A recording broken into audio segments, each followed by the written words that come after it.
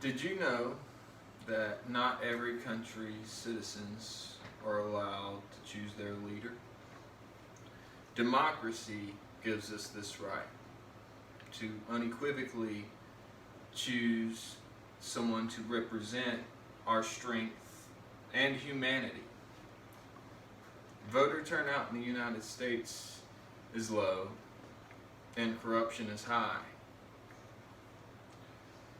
The only way to overcome this is for you to vote. Young Americans have a lower average than anyone of voter turnout. I believe it is ironically because we see the corruption live every day, every time we look at our phone. And a lot of us see it as a hopeless, predetermined joke. While some are brainwashed from birth, being chosen a political party like a religion. Please think for yourself on both of these. David Campbell wrote in his book, Why We Vote, the sense of civic duty springs not only from one's current social environment, but also from one's early influences. And I urge you to think of that. And if you haven't been doing so yet, to start thinking for yourself.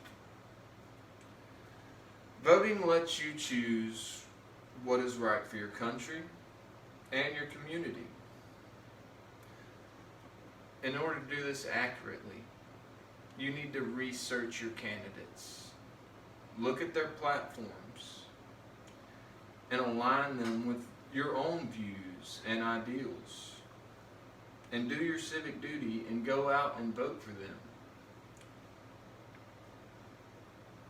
In Bridget King and Kathleen Hale's book, Why Don't Americans Vote?, they cover issues that are consistently in the media, such as gerrymandering, voter ID rules pertaining to when, where, and how Americans register and vote.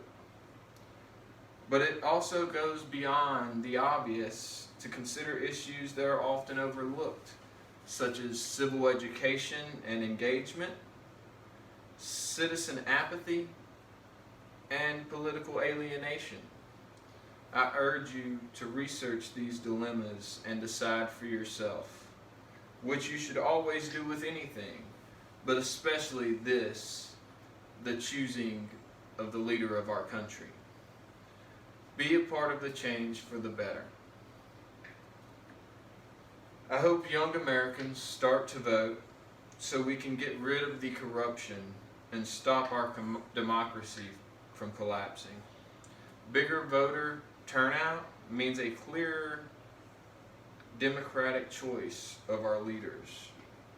You have the power to make a change. I urge you to think of the precious privilege we have and to not take it for granted. Look up your candidates' views and platforms and vote for the one that most aligns with your own views and ideals. On January 20th, 1961, in his inaugural address, John F. Kennedy addressed the nation, challenging the United States of America's citizens to ask not what your country can do for you, but what you can do for your country. And I urge you to vote for the good of our country.